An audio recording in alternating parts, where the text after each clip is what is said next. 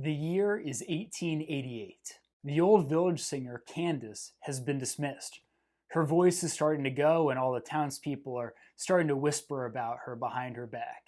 It's time for the much younger singer, Alma, to step in and take her place as the lead soprano in town, the only paid singing position in town and for many miles around. Candace is given her dismissal, and at the next church meeting, Alma gets ready to go up and sing. The church music swells, Alma starts singing, and right as she starts, all of the townspeople hear a noise from outside the church. It's Candace, playing her giant pipe organ and singing as loud as she can through the window of the church to throw off her younger rival. Alma does her best to keep it together and to keep singing, but Candace drowns her out. The townsfolk are incredulous. They can't believe that somebody like Candace, who served the town for 40 years, would do something like this. How could she do that to Alma? How could she bring such shame and dishonor upon herself? And yet, Candace continues to sing, and she sings the entire time Alma is performing, thus setting up the rivalry between young and old, between obedience and disobedience, between following the unwritten rules and standing up for yourself. What everyone in town starts to realize is Candace is not going to give up her position without a fight. Hello everyone, welcome back to the channel. I'm Aaron. I'm a many times published short story writer, working hard this year to traditionally publish my very first novel. Thank you so much to the 97 of you who have already subscribed. We're almost at 100. I know that might not seem like a lot to the YouTube sphere or things like that, but 100 is huge to me. This would be a huge milestone. You know, I don't know that many people in my life who like to talk about books or writing, media, storytelling, all those other things. And the fact that 97 and perhaps after today, 100 people would want to sign on to learn about these stories and to read these books and just take an interest in this sort of thing, well, it really makes me feel great. And it makes me feel like something that I've spent so much of my life doing is something that I can share with so many people. So for those of you who've subscribed already, I really appreciate you. Let's get to 100. With that being said, let's jump right into it. So the story I've described is called A Village Singer. It's by Mary Wilkins Freeman, and it's considered by many literary scholars to be the first great American short story written by a woman. While I can't speak to the accuracy of that, what I can say is that this is a fantastic story. At its root, it's a story about the eternal struggle between the young and the old, and the push from the young people to push out their elders and take their positions before their elders are ready to go, before the old generation wants to give up the reins of society. One of the interesting aspects of the story is that it is told from the perspective of the elderly as she's unceremoniously pushed out from her position by people that, well, she thought loved and believed in her. She doesn't view herself as too old. She knows that her voice is still as good as it ever was. So she feels betrayed by the same people who, for 40 years, she diligently served. The story has a number of really great things going for it. We'll talk about some writing techniques. And of course, as always, there's going to be stuff for you to take for your own work. Because as we know, there's so many old school writing tricks and gems that we can find in these stories that you can take to improve your own writing. So the first thing we always talk about when we break down a story like this are the three big ones, which are setting, conflict, and character. So first of all, we have our setting. We are in New England, and we're in the late 1800s. So as we know, the church and church singers especially, well, they're very important people in town.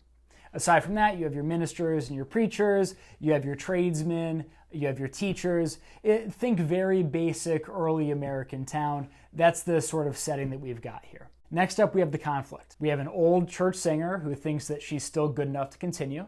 And then we have the young singer who's coming in and pushing her out. And the young singer is the one supported by this town, by this community, even though the older singer has been supporting this community for 40 years. So we have our conflict right there. There's not just this pushing out of the old, but there's a sense of betrayal. She's served her community for this many years, and yet they're still willing to shunt her aside when they think that she's too old. Finally, we have character, and character here directly coincides with conflict. We're here in this town of New Englanders, and we're on the East Coast, and so there's this idea that you are always supposed to do your duty, and you go about making decisions with an air of respect. you're reasonable. There's an idea among New Englanders that they're slow to rouse to anger and that they want to be respectful and they want to revere their communities and treat people with respect. However, this whole notion is upset in the character of Candace, who has acted this way her whole life, but all of a sudden it flips on a dime. She becomes rebellious and she's willing to go against all of societal norms and even embarrass the people around her if it means that she's finally going to make her voice heard. New Englanders, they say, are slow to rouse to anger, but once they do get angry, well, the floodgates open. So Candace is an older woman. She's never been married. She always thought she would be, but it was more important for her to serve her community and to sing for her church than it was to do anything in her personal life. So we can see how important it was for her to hold this position and how terrible she feels after she's pushed out by the people that she served. So that's setting, conflict, and character. Now let's get into some of the minute details of what's so great about this story.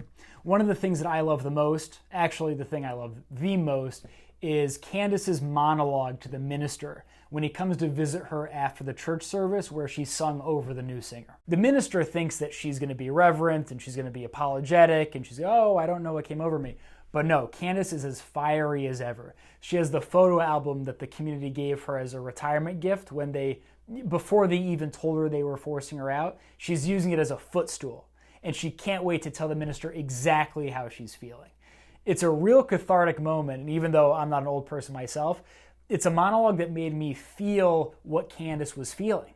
She really got to speak her mind, and she got to explain herself in a way that was both eloquent and admirable. And the minister is just sitting back in his chair. He has no idea what to do because she's just so dead on right about everything that she's feeling. It's a really great moment, and it's a really great monologue. So the next thing is a theme that's developed, and that's the relationship between behaving and rebelling. And there's this idea that anybody can behave and anybody can rebel. It just depends on the kind of person and how far they're pushed.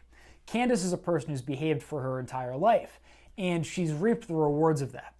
The only time that she rebels is when she realizes that all of her years of service are going to be taken from her, and people don't even have the decency to tell her to her face that she's being pushed out.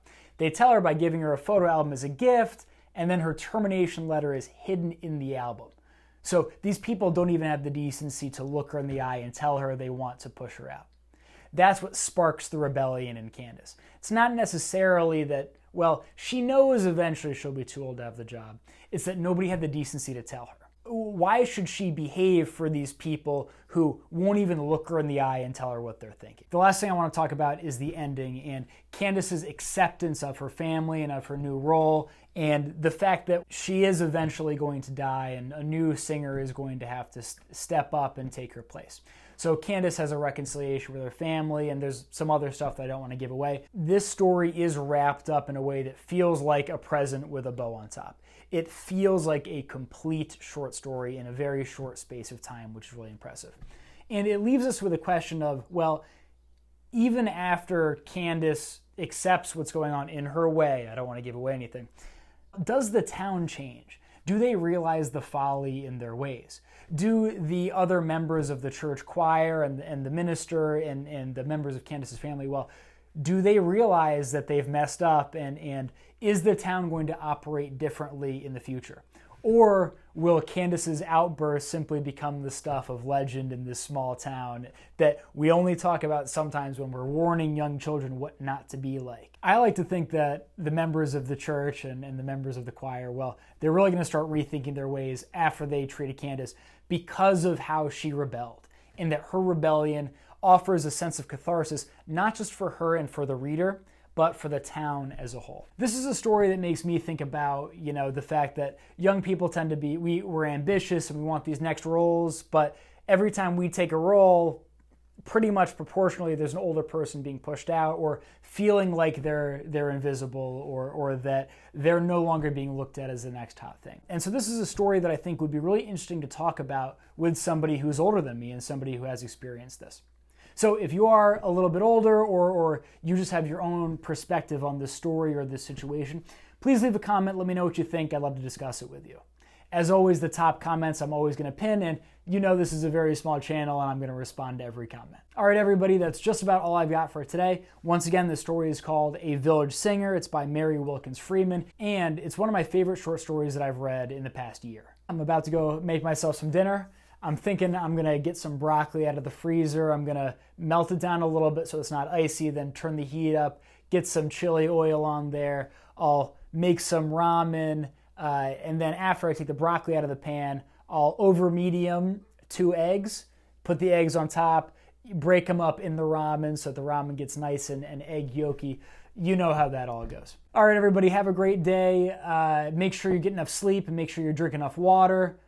Summer's right around the corner. Take care of yourselves. And of course, I will see you for the next video. Take care.